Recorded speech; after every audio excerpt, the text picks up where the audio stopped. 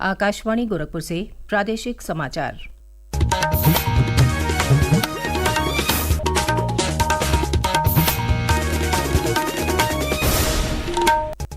नमस्कार। समाचार बुलेटिन के साथ मैं सुकीर्ति असाना। पहले मुख्य समाचार। शारदीय नवरात्र की आज से हुई शुरुआत। दर्शन पूजन के लिए प्रदेश भर के शक्तिपीठों और देवी मंदिरों में उमड़ रही श्रद्धालुओं की भारी भीड़। प्रदेश भर में कल राष्ट्रपिता महात्मा गांधी और पूर्व प्रधानमंत्री लाल बहादुर शास्त्री को उनकी जयंती पर अर्पित की गई श्रद्धांजलि।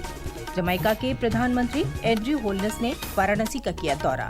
भगवान बुद्ध की प्रथम उपदेश स्थली सारनाथ का किया भ्रमण। गंगा आरती में हुए शामिल। और बरेली के कल्याणपुर गांव में पटाखे की एक अवैध फैक्ट्री में विस्फोट होने से 5 लोगों की मौत, कई अन्य घायल।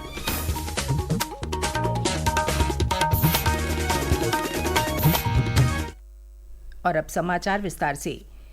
शारदीय नवरात्र पर्व आज से शुरू हो गया है। आज सुबह से ही प्रदेश भर के शक्तिपीठों और देवी मंदिरों में श्रद्धालुओं की भारी भीड़ उमड़ने लगी है। ब्रह्म मुहूर्त से ही श्रद्धालु माता का दर्शन पूजन कर रहे हैं। लोग अपने घरों में भी कलश स्थापना करके पूजा अर्चना शुरू कर रहे हैं। आज शारदीय नवरात्र के पहले दिन मां भगवती के प्रथम स्वरूप माता शैलपुत्री की आराधना की जा रही है। प्रसिद्ध शक्तिपीठ विंध्याचल के माता विंध्यवासिनी देवी मंदिर पर बीती मध्य रात्रि से ही नवरात्र मेला शुरू हो गया है। मेले की सुरक्षा के व्यापक प्रबंध किए गए हैं और विवरण हमारे मिर्जापुर प्रतिनिधि से। मां विंध्यवासिनी की जय जयकारों के बीच प्रसिद्ध शक्तिपीठ विंध्याचल में शारदीय नवरात्र मेला प्रारंभ हो चुका है। कल से ही श्रद्धालुओं के विंध्याचल पहुंचने का सिलसिला अभी भी जारी है। भोर में कलश स्थापना व मंगला आरती के बाद जैसे ही मंदिर के कपाट खुले, समूची विंध्य नगरी घंटा घड़ियाल के साथ मां के जय जयकारों से गूंज उठी। इस समय बड़ी संख्या में श्रद्धालु मां विंध्यवासिनी का दर्शन पूजन कर त्रिकोण परिक्रमा पूरी कर रहे हैं। मेला क्षेत्र को 3 सुपर जोन, 10 जोन व 21 सेक्टरों में विभाजित कर जोनल व सेक्टर मजिस्ट्रेट के साथ वरिष्ठ पुलिस अधिकारी मेला की कमान संभाले हुए हैं।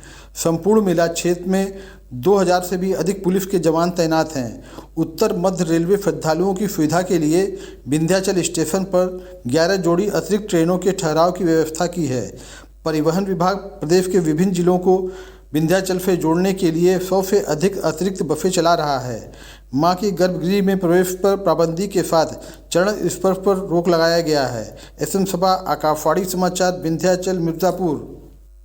नेपाल की सीमा से लगे बलरामपुर जिले में स्थित देवी पाटन शक्तिपीठ पर भी दर्शन और पूजन के लिए श्रद्धालुओं की भारी भीड़ लगी है। इनमें पड़ोसी देश नेपाल से आए श्रद्धालु भी शामिल हैं। वहां से हमारे प्रतिनिधि की रिपोर्ट। बलरामपुर जिले के तुलसीपुर नगर में स्थित देश के 51 शक्तिपीठों के अंतर्गत देवी पाटन शक्तिपीठ पर शारदीय नवरात्रि का विशेष पूजन अर्चन ब्रह्म मुहूर्त से प्रारंभ हो गया है। प्रातःकाल से ही श्रद्धालुओं का आना शुरू हो गया है। देश प्रदेश के कोने कोने एवं पड़ोसी देश नेपाल से बड़ी संख्या में श्रद्धालु पहुंच रहे हैं। जिला प्रशासन व मंदिर प्रशासन द्वारा श्रद्धालुओं के लिए आवास व सुरक्षा का विशेष प्रबंध किया गया है। श्रद्धालुओं को सुगमता से पहुंचने के लिए परिवहन विभाग द्वारा विशेष बसें चलाई जा रही हैं। रामकुमार मिश्र, आकाशवाणी समाचार, बलरामपुर। वाराणसी के दुर्गा कुंड सहित विभिन्न देवी मंदिरों और अयोध्या की बड़ी देवकाली, छोटी देवकाली, जालपा देवी और पाटेश्वरी देवी मंदिरों पर भी दर्शन पूजन के लिए श्रद्धालुओं का तांता लगा हुआ है। सहारनपुर में शिवालिक पहाड़ियों पर स्थित मां शाकुंभरी देवी सहित पश्चिमी जिलों के विभिन्न देवी मंदिरों में श्रद्धालु दर्शन पूजन कर रहे हैं। गोरखपुर जिले में मां तरकुलहा देवी मंदिर और महाराजगंज जिले के आद्रवन स्थित लेहड़ा देवी मंदिर में भी ब्रह्म मुहूर्त से श्रद्धालु पहुंचने शुरू हो गए हैं।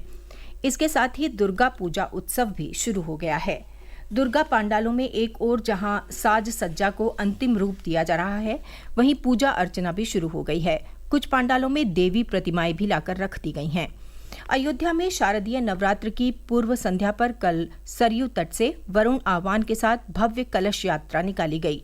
ये कलश यात्रा नगर के सभी प्रमुख मार्गों से होते हुए देवकाली मंदिर पहुंची। लोगों ने पुष्प वर्षा करके यात्रा का स्वागत किया। मुख्यमंत्री योगी आदित्यनाथ ने प्रदेशवासियों को नवरात्र पर्व की हार्दिक बधाई दी है। उन्होंने कहा है कि प्रदेश भर के शक्तिपीठों और देवी मंदिरों में तीर्थयात्रियों को हर संभव सुविधाएं उपलब्ध कराने के लिए राज्य सरकार कटिबद्ध है। राष्ट्रपिता महात्मा गांधी और पूर्व प्रधानमंत्री लाल बहादुर शास्त्री की जयंती पर कल प्रदेश भर में उन्हें श्रद्धांजलि अर्पित की गई।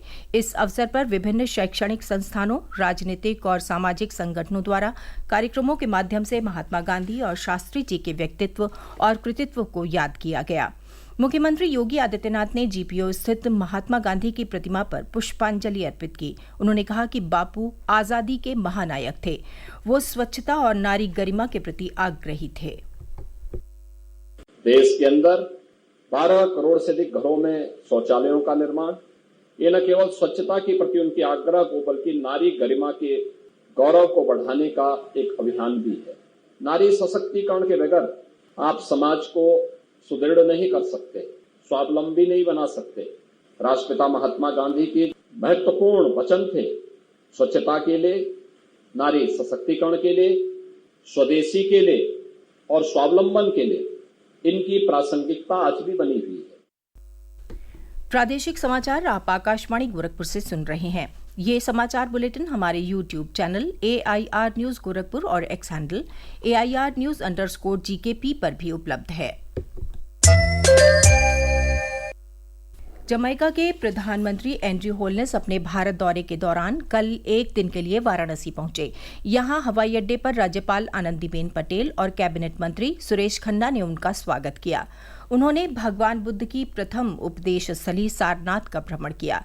और जानकारी हमारे प्रतिनिधि से। जमैका के प्रधानमंत्री एंड्रयू होलनेस भगवान बुद्ध की प्रथम उपदेश स्थली सारनाथ पहुंचे, जहां उन्होंने संग्रहालय में मौजूद ऐतिहासिक अवशेषों और प्रतीक चिन्हों को देखा। सारनाथ के संग्रहालय में मौजूद राष्ट्रीय प्रतीक अशोक स्तंभ को देखकर वो विशेष रूप से प्रभावित हुए। उन्होंने वहां प्रदर्शित प्राचीन पत्थरों और खंडरों का भी अवलोकन किया। शाम को उन्होंने ट्रेड फैसिलिटी सेंटर जाकर भारत के सिल्क के हुनर को देखा। इसके बाद PM Andrew wholeness Namo Ghat से क्रूज पर सवार होकर दशाश्वमेध घाट पहुंचे और विश्व प्रसिद्ध गंगा आरती का आनंद लिया। आकाशवाणी समाचार के लिए वाराणसी से मनीष सिंह। नोएडा इंटरनेशनल एयरपोर्ट पर 30 नवंबर को कमर्शियल उड़ानों का परीक्षण किया जाएगा। ये फैसला नागरिक उड्डयन महानिदेशालय DGCA की अध्यक्षता में विभिन्न विभागों के प्रतिनिधियों की एक महत्वपूर्ण बैठक में लिया गया। यमुना प्राधिकरण के मुख्य कार्यकारी अधिकारी अरुणवीर सिंह ने बताया कि बैठक में कमर्शियल उड़ानों की शुरुआत से पहले उड़ान अनुसूची निर्धारित करने और आवश्यक अनापत्ति प्रमाण पत्र हासिल करने की समय सीमा तय की गई। उन्होंने कहा कि कमर्शियल उड़ानों के परीक्षण में एयरपोर्ट अथॉरिटी ऑफ इंडिया सहित 2 एयरलाइंस हिस्सा लेंगी। ILS प्रोसीजर्स के लिए और एरोड्रोम लाइसेंसिंग के लिए अप्लाई दिसंबर में कर दिया जाएगा। मैक्सिमम 90 दिन में DGCA से लाइसेंस मिलता है, तो उम्मीद करते हैं कि मार्च में लाइसेंस मिल जाएगा। जो एक पब्लिकेशन AIP पब्लिकेशन होता है, जो आईटा के वेबसाइट पे करना पड़ता है और पूरी दुनिया को बताना पड़ता है कि ये इंटरनेशनल एयरपोर्ट दुनिया में आ रहा है, और इसके पब्लिश होने के बाद टिकट बुकिंग भी शुरू हो जाएगी। पहले दिन ही एक अंतर्राष्ट्रीय फ्लाइट कम से कम या एक से ज़्यादा और डोमेस्टिक फ्लाइट्स भी काफ़ी सारी शुरू होंगी। बरेली के सिरौली थाना क्षेत्र के कल्याणपुर गांव में कल अवैध पटाखा फैक्ट्री में विस्फोट होने से 5 लोगों की मौत हो गई, जबकि कई लोग घायल हो गए। इस घटना में पटाखा फैक्ट्री भवन और आसपास के 8 मकान ढह गए। घटना का संज्ञान लेते हुए वहां के वरिष्ठ पुलिस अधीक्षक ने थाना प्रभारी को लाइन हाजिर कर दिया है और CO तथा CFO के खिलाफ जांच समिति गठित कर दी है। मुख्यमंत्री योगी आदित्यनाथ ने मृतकों के परिजनों के प्रति संवेदना व्यक्त करते हुए घायलों के समुचित उपचार और राहत कार्य में तेजी लाने के निर्देश दिए हैं। अयोध्या के श्रीराम मंदिर में श्रीराम लला के दर्शन की अवधि और मंगला आरती के समय में आज से परिवर्तन कर दिया गया है। श्रीराम जन्मभूमि ट्रस्ट के अध्यक्ष चंपत राय के हवाले से हमारे प्रतिनिधि ने बताया है कि नवरात्र के पहले दिन से परिवर्तन प्रभावी हो गया है। अंत में मुख्य समाचार एक बार फिर। शारदीय नवरात्र की आज से हुई शुरुआत। दर्शन पूजन के लिए प्रदेश भर के शक्तिपीठों और देवी मंदिरों में उमड़ रही श्रद्धालुओं की भारी भीड़। प्रदेश भर में कल राष्ट्रपिता महात्मा गांधी और पूर्व प्रधानमंत्री लाल बहादुर शास्त्री को उनकी जयंती पर अर्पित की गई श्रद्धांजलि। जमैका के प्रधानमंत्री एंड्रयू होलनेस ने वाराणसी का किया दौरा। भगवान बुद्ध की प्रथम उपदेश स्थली सारनाथ का किया भ्रमण। गंगा आरती में हुए शामिल। और बरेली के कल्याणपुर गांव में पटाखे की एक अवैध फैक्ट्री में विस्फोट होने से 5 लोगों की मौत, कई अन्य घायल। इसके साथ ही यह समाचार बुलेटिन समाप्त हुआ। नमस्कार।